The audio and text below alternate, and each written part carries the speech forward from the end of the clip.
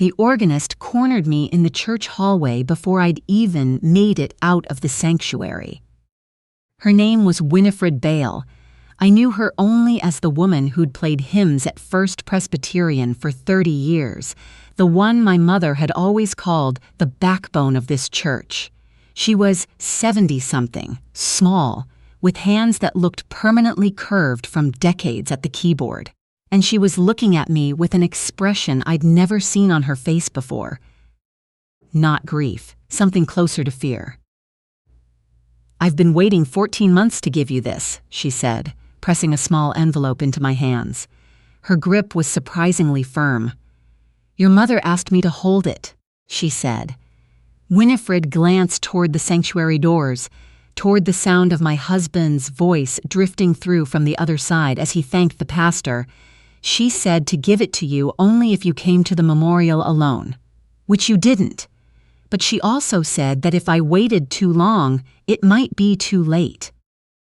I looked down at the envelope, cream-colored, sealed with wax the way my mother used to seal her Christmas cards. My name written across the front in her handwriting. That particular looping L she'd always made. That distinctive way she crossed her T's. "This is my mother's writing," I said. My voice came out flat. "Yes, ma'am." "My mother died 14 months ago." The words tasted wrong the way they always did. "Car accident on Route 21 outside of Asheville. They found her car at the bottom of a ravine. There wasn't much left to identify." Winifred's expression didn't change. "I know what the report says." Through the doors, I heard my husband laugh softly at something the pastor had said. A warm, easy laugh, the same laugh that had made me fall in love with him at a work conference in Atlanta 3 years ago, when he'd handed me a cup of coffee I hadn't asked for and said, "You look like you need this more than I do." "What are you telling me?"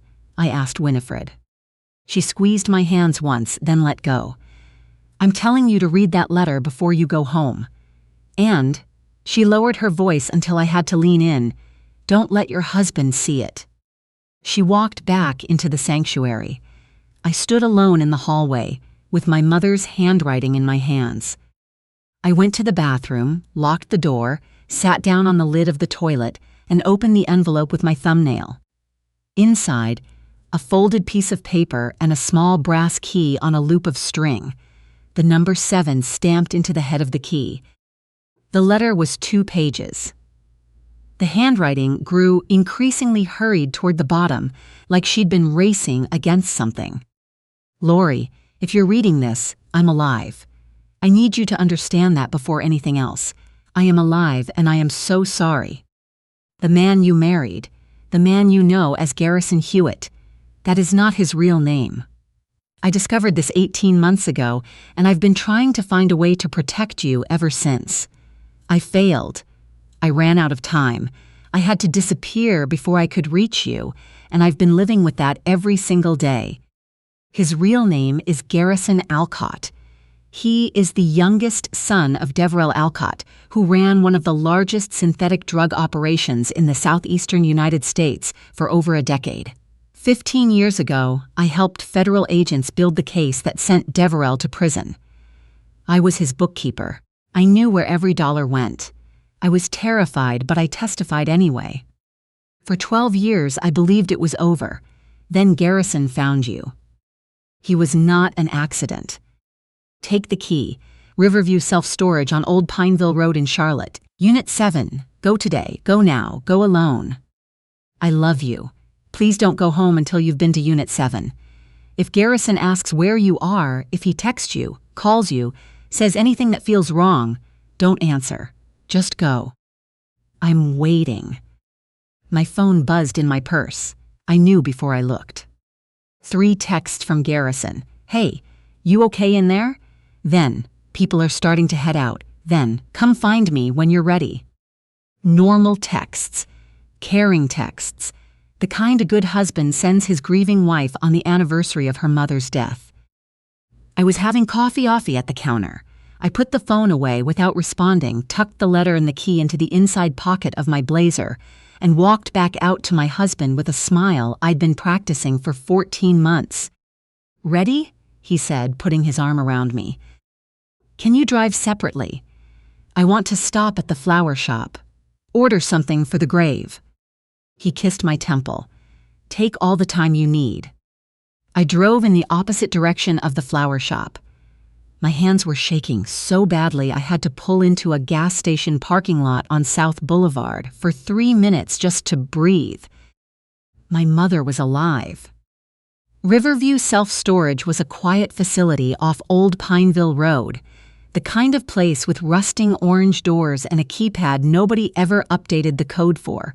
Unit 7 was near the back, partially hidden behind a larger building. I'd never been here in my life. I didn't know my mother even knew this place existed. I used the key. The lock opened on the first try. I lifted the rolling door. My mother was sitting in a folding chair in the center of the unit. She was thinner than I remembered, her hair shorter, cut close around her face in a style that didn't suit her. But it was her, undeniably, impossibly her, and she stood the moment she saw me and said, "Lori," in a voice that cracked straight down the middle. I don't fully remember the next few minutes. I remember the smell of her cardigan. I remember saying "you're supposed to be dead" into her shoulder over and over like a broken thing. "I know," she kept saying. "I know, sweetheart, I know." There was a man in the unit with her, late 40s, dressed plainly, with the kind of watchful stillness that said law enforcement before he'd opened his mouth. "Miss Hewitt," he said, once my mother and I separated. "My name is Agent Navarro, DEA. Your mother has been in our protective custody for 14 months. We need to talk about your husband." She'd been a bookkeeper. That part of her history I'd always known. Vaguely, she'd worked for a private investment firm in her 30s, left under circumstances she never fully explained, moved us from Greenville to Charlotte when I was 12, and started over. I'd accepted that story, the way kids accept the stories their parents tell them. Which is to say, I accepted the shape without examining the details. The details, it turned out, were everything.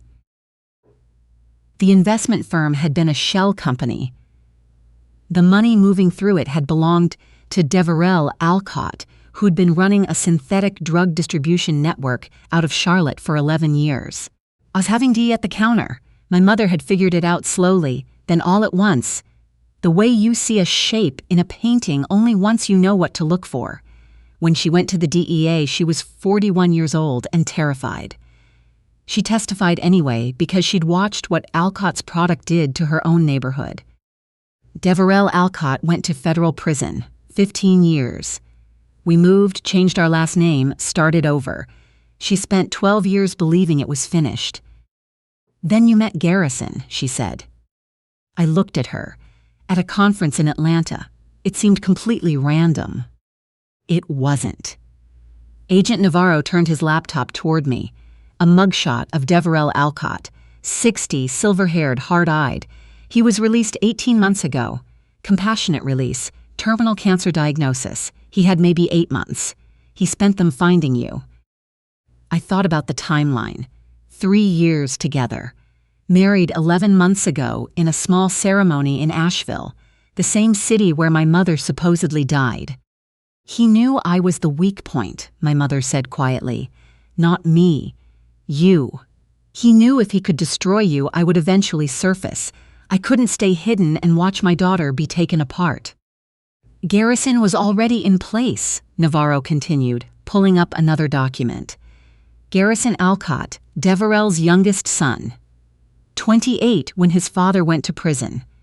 He dropped off every radar, no criminal record, no connection to the family business, nothing we could find. He spent almost a decade building a clean identity, law degree from Wake Forest, legitimate corporate practice, every credential verifiable.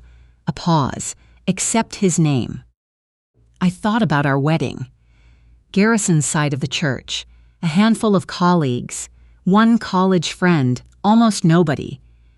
He'd told me his family wasn't in the picture, and I'd thought it was sad and I'd thought I understood it. I hadn't understood anything. "And the bracelet," I said. I didn't fully know why I said it until the words were already out. My mother and Navarro exchanged a look. "What bracelet?" Navarro asked. "He gave it to me for our first anniversary. Rose gold, simple chain. Said he'd had it made custom." I touched my wrist. I was wearing it right now. I wore it every day. A jeweler in Plaza Midwood. I picked it up myself when it was sized. The woman barely looked at me. In and out in 10 minutes. Navarro reached into his case and produced a small handheld scanner. He ran it along the bracelet. It beeped within seconds. The chip was embedded in the clasp, ceramic cased, smaller than a grain of rice, GPS only, location data transmitted 4 times a day on an encrypted signal, no microphone, no audio, just coordinates. "This is how they've known where you've been for the past year," Navarro confirmed. "Not what you've said. Not your conversations, just your location." Which meant our bedroom hadn't been wired. Which meant the late-night phone calls with my best friend. Which meant the arguments Garrison and I'd had in the kitchen.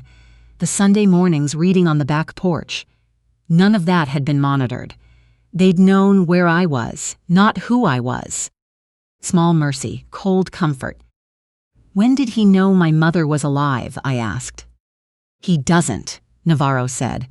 "Deverell died 6 weeks after your mother disappeared. He went to his grave believing she'd been in that car. Garrison has been operating on instructions Deverell gave him before he died, instructions he was supposed to carry out regardless." "Which were?" My mother's face went very still. "Destroy everything I loved. Leave me with nothing worth coming back to." My phone rang. I'd silenced it, but I could see the screen glow from across the table. Garrison's name, and the photo I'd taken of him last summer on a rented deck in Wilmington, laughing, holding a can of seltzer, looking exactly like someone who had never hurt anyone in his life. "Don't answer yet," Navarro said. There was one more thing I hadn't told anyone. Not Navarro, not my mother, not my best friend, not my doctor. I'd found out 12 days ago. 2 pink lines on a test I'd bought at the CVS on South Tryon, buried afterward in the office trash can in a strip of paper towels because I wasn't ready. "I'm pregnant," I said. My mother closed her eyes. "He doesn't know, but he may have guessed. I've been sick in the mornings. I skipped wine at his firm's dinner 2 weeks ago. I told him I was on antibiotics." I thought about the way Garrison had watched me from across that table. The way his expression had been, for just a moment, too careful. He's been stalling whatever Deverell told him to do. I think he knows something has shifted. I think he doesn't want to. Navarro's phone rang. He stepped outside. When he came back, his face had changed. "The outside men have moved," he said. "Deverell's old enforcers, 3 of them. Positioned in Charlotte for the past 4 months. They've left their last known location. We need to accelerate." The plan: contact Garrison directly. Tell him I knew. Give him a choice. Cooperate fully with the DEA, provide information on the outside men, or face prosecution while the organization continued without him. "I want to call him myself," I said. My mother started to object. I stopped her. "He is my husband. Whatever he originally intended, whatever he was sent here to do, he is my husband, and I'm carrying his child. He hears this from me." Navarro handed me an earpiece and nodded. Garrison answered on the second ring. "Hey," he said. I was starting to worry. "It's been almost 3 hours." "I'm at Riverview Self-Storage," I said. "Old Pineville Road, Unit 7. The silence lasted 4 seconds. I counted. "Lori." "My mother is alive, and I know who you are." Another silence.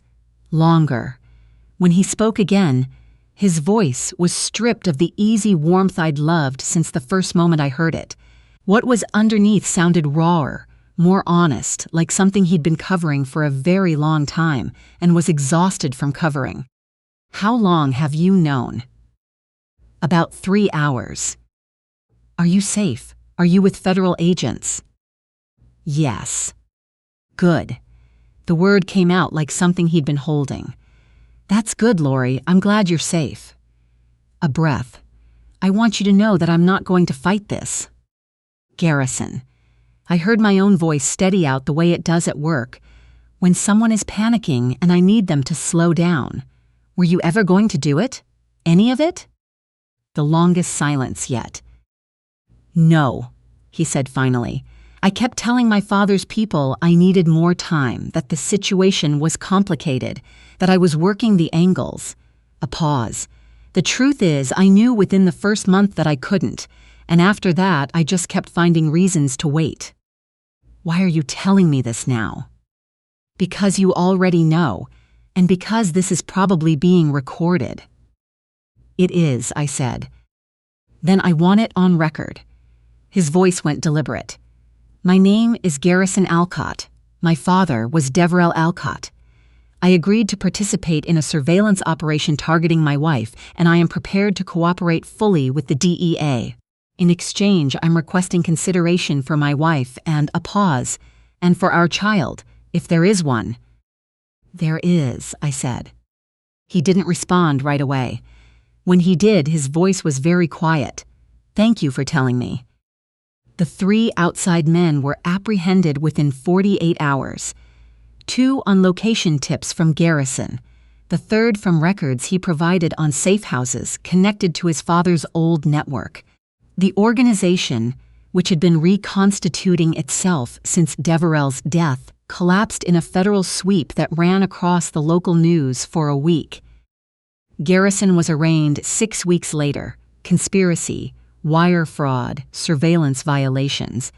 His attorney negotiated a plea that accounted for the depth of his cooperation and the years of psychological conditioning that had preceded it.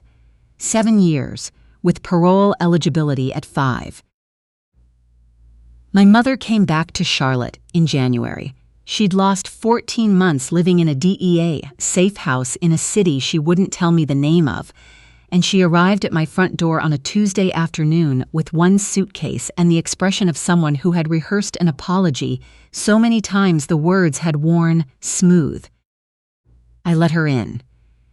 We sat at the kitchen table for 4 hours. She told me everything she hadn't been able to fit in the letter. I told her everything I'd figured out in the hours after. At some point we started crying, and neither of us could have said exactly when it stopped. My daughter was born in the first week of June. 7 pounds, 4 ounces, with a faint dusting of dark hair and the particular furrowed expression of someone who has arrived somewhere and is not yet sure whether she approves. I named her Rowena, my grandmother's middle name, 6 clean letters, nothing that belonged to anyone or anything connected to the past 2 years.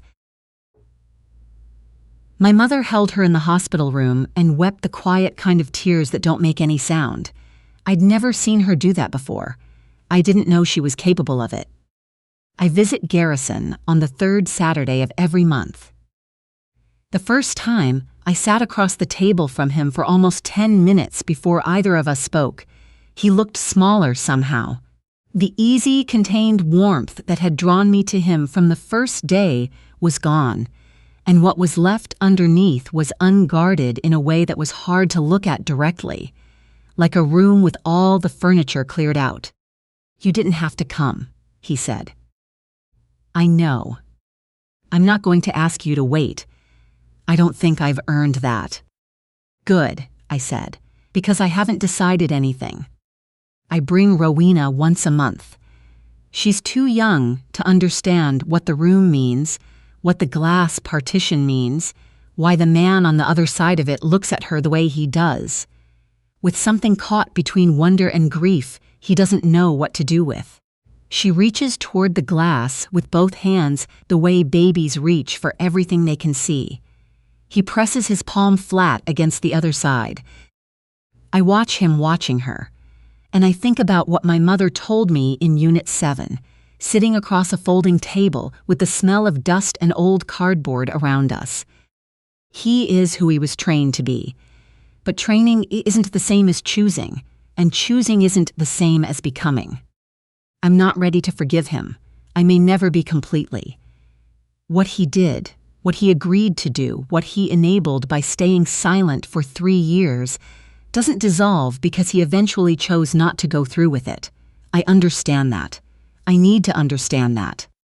But I also understand something I didn't know standing in that church hallway with an envelope I wasn't ready to open.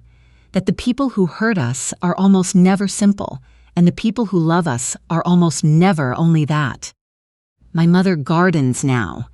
She planted tomatoes in my backyard this spring and talks to them in the mornings while the light is still low, moving between the rows with the careful deliberateness of someone who spent 14 months unable to plant anything and is making up for lost time. I was having coffee at the counter. I watch her through the kitchen window while Rowena sits in her bouncer on the kitchen floor, reaching for nothing in particular, grabbing at air with both fists, delighted. Winifred Bale sent a card when Rowena was born. 2 sentences. Your mother called to tell me. I am so glad she's still here to see this. I put it on the refrigerator with a magnet shaped like a sunflower. I look at it most mornings.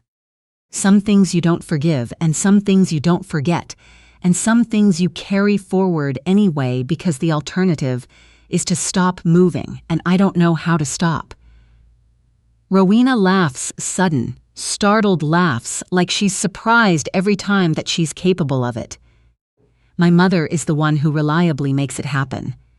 That feels right. That feels like something, amid all the wreckage of the past 2 years, that the world finally managed to get correct. We go on.